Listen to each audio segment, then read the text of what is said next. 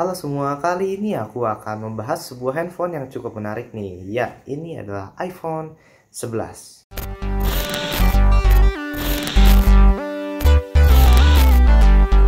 Nah, jadi pada video kali ini aku bukan membahas sebagai reviewer atau sebagai penggiat teknologi gitu yang suka teknologi, bukan. Tapi aku akan membahas HP ini sebagai user karena udah aku pakai HP ini selama beberapa tahun.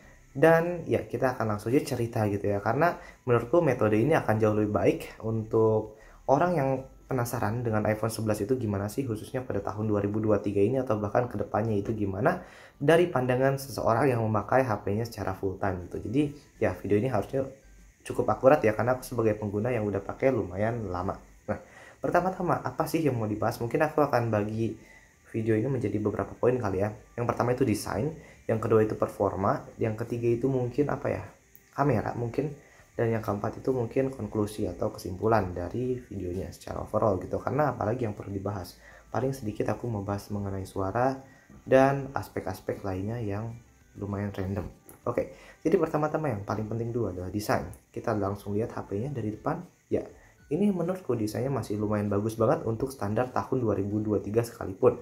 Karena iPhone 14 yang terbaru pun yang seperti ini, itu notch-nya masih sama gitu, bentukan notch-nya masih sama. Kalau iPhone 14 yang biasa itu seperti ini gitu. Jadi masih lumayan mirip lah ya. Ya, jadi gitu.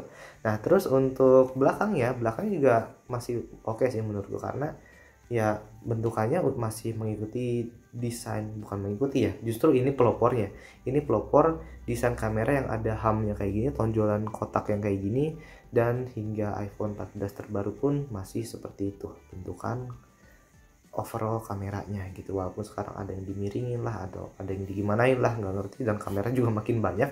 Cuma desainnya dari iPhone 11 ini the OG, the originalnya. Kalau kita genggam kayak gini masih cakep, dan kalau misalnya kita buka ya, warnanya ini warna hitam. Cuma aku nggak suka kalau dibuka casingnya karena dia tuh kaca, dan tuh dia lumayan fingerprint magnet. Kalau kita gini tuh jadi fingerprint lagi, jadi kotor kan gitu. Dan dia lumayan dust magnet juga gitu, karena kalau kaca kan lumayan dust magnet memang ya gitu. Jadi ya aku prefer memakai case. Cuma ya beginilah, masih lumayan mulus itu. Dan hitam, ini warna hitam, tapi hitamnya itu bukan yang hitam banget gitu, bukan yang hitamnya terlalu gelap banget, bukan, tapi dia hitamnya lumayan ke abu-abuan gitu tuh ya, bisa dilihat ya, hitamnya seperti itu gitu, bukan jet black. Jet black keren juga ya, warna jet black iPhone 7 tuh, itu lumayan revolusioner sih. Cuma kayaknya sekarang ada nggak sih warna jet black? Kayaknya nggak ada ya gitu. Menarik sih warna jet black ya. Nah, sekarang kita udah selesai membahas desain, dan sekarang kita akan membahas, tiba-tiba terang lagi ya mataharinya, sorry ya, ini matahari di Belanda agak-agak aneh nih. Ini tuh sekarang tiba-tiba terang banget, nanti gelap lagi gitu, nggak tahu kenapa, karena mungkin awannya cepet banget kali ya di sini, jadi kadang pencahayaannya suka nggak jelas gitu. Nah, terus setelah membahas desain, kita akan membahas kepada performanya. Ntar ini HP ku berapa persen? Oke, HP ku 11%. Jadi kita masih ada kesempatan untuk dikit lagi record. Performa dari HP ini untuk daily use menurutku udah jauh lebih dari cukup. Jauh lebih dari cukup itu gimana? Ya, dengan simply nggak pernah bermasalah, dengan simply nggak pernah kayak crash aplikasinya atau gimana, semuanya masih dalam kendali banget, masih super bagus banget. Kalau kita misalnya buka YouTube itu lumayan cepet tuh, lumayan cepet. Lalu kita buka apalah Google Maps itu lumayan cepet.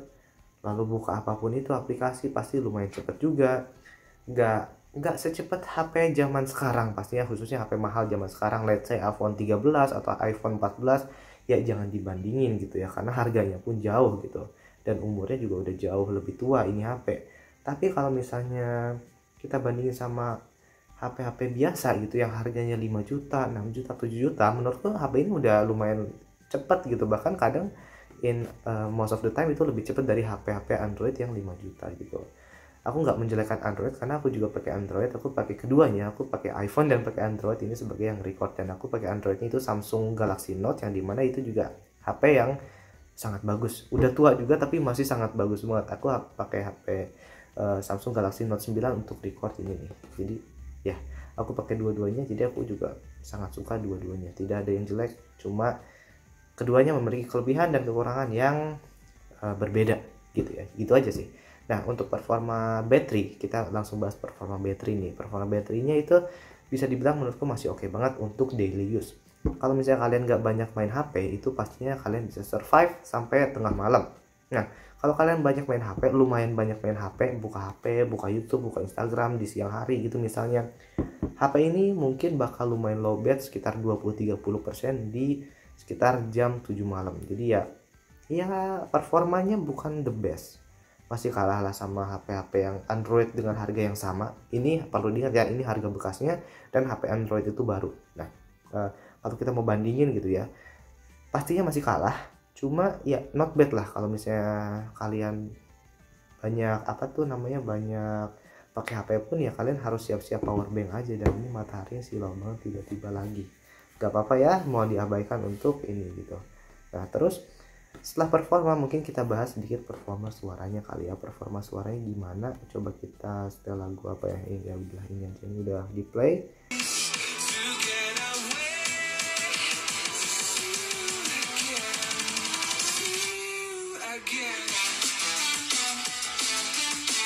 Jadi memang untuk vokalnya masih lumayan mendem, tapi yang jadi plusnya adalah bassnya dia lumayan gede untuk sebuah HP yang lumayan kecil gini. Jadi ya kalau kalian dengar lagu yang lumayan bass oriented, ini lumayan enak sih buat didengar gitu. Nah, terus untuk speaker sudah, performa udah, baterai udah, lalu yang terakhir ada kamera.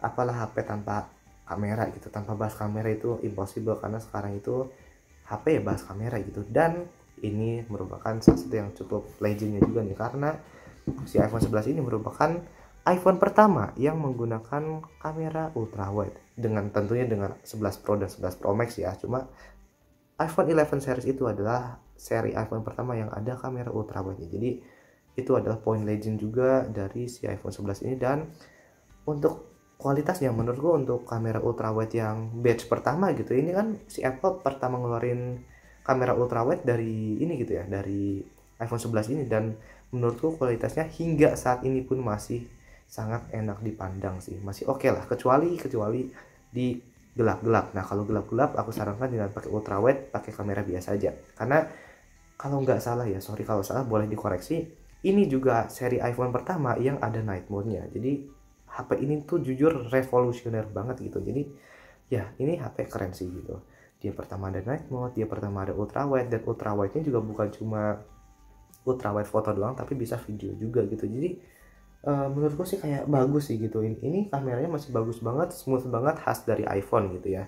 Bisa 60 fps juga, dan juga dia perekamannya juga udah bisa 4K 60 fps pun, oh enggak, dia nggak bisa 4K 60 fps, cuma dia bisa 4K 30 fps, yang dimana menurutku udah bagus banget hasilnya gitu. Kalau kalian mau 60 fps itu tinggal pakai full HD aja, itu juga udah lebih dari cukup gitu. Jadi ya untuk kamera depan, sekali lagi ada pembahasan kamera depan menurutku juga oke, kamera depannya oke. Dan juga dia salah satu kamera depan pertama yang bisa lumayan wide gitu. Jadi kamera depannya tuh lumayan wide, jadi kalau kita mau selfie rame-rame itu bisa lumayan wide. Aku nggak ngerti ini ada teknologi apa di iPhone 11 ini, cuma ya dia bisa nge-wide sendiri kamera, jadi keren sih, itu keren jujur. Jadi ya udah pembahasan semua aspek yang untuk daily udah aku bahas, mulai dari performanya nggak ada masalah, sangat bagus, kamera sangat bagus juga, speaker bagus, battery oke, desain oke. Jadi kesimpulannya gimana? Kesimpulannya menurut gua iPhone 11 ini masih sangat layak banget dipakai. Bahkan kalau kalian tanya aku apakah aku bakal ada rencana ganti atau upgrade atau enggak, jujur aku belum ada rencana upgrade HP ini, karena hingga saat ini aku masih sangat puas dengan HP ini gitu, karena performanya masih oke banget, kameranya masih oke banget, paling di baterai, yang dimana baterai itu bisa diganti baru gitu. Jadi ya berarti kalau misalnya baterainya diganti baru, performa baterainya juga akan seperti baru lagi. Jadi mantap juga nih kalau gitu ya. Itu lumayan planku sih kayaknya akhir tahun ini mungkin akan ganti baterai, atau bahkan pertengahan tahun ini, karena ya aku masih sangat suka banget pakai ini. Gak ada masalah, desain bagus dan segala macam kelebihan yang udah aku sebutin tadi. Paling kita harus nyari kekurangannya, karena HP tentunya pasti ada kekurangan.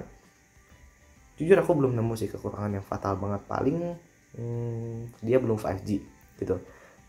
Sekarang aku lagi tinggal di Belanda, Dan di sini tuh 5G, untuk 5G coverage-nya itu udah banyak banget, jadi di mana-mana udah lumayan 5G. Nah, sedangkan si iPhone 11 ini belum support 5G, jadi ya gitu deh. Ya, again bisa diwajarkan karena umurnya udah 4 tahun gitu. HP ini rilis 2019 dan sekarang udah 2023, yang berarti umurnya udah hampir 4 tahun dari ketika dia di launching. Jadi ya paling kekurangannya dia yang seperti itu sih, kekurangan yang berdasarkan umur biasanya gitu, bukan kekurangan yang fatal atau kekurangan bawaan. Itu menurutku dia nggak ada. Mungkin kalian kalau yang tahu kekurangan yang kalian tidak suka dari iPhone 11 boleh banget di komentar di bawah. Kesimpulannya, apakah HP ini masih layak beli apa enggak? Tentunya masih sangat layak dibeli. Tadi aku udah lihat di marketplace Indonesia itu sekitar 5-7 juta kurang lebih untuk harga iPhone 11 ini, dan menurutku 5-6 juta sih worth it ya untuk HP seperti ini gitu. Walaupun kalau misalnya kalian nyari baterai yang sangat bagus atau nyari misalnya fitur-fitur terbaru, ya nggak ada sih di HP ini gitu. HP ini udah 4 tahun. Jadi ya udah, gimana pendapat kalian mengenai HP ini? Sampaikan aja di kolom komentar di bawah. Jadi sekian aja video kali ini, semoga bermanfaat.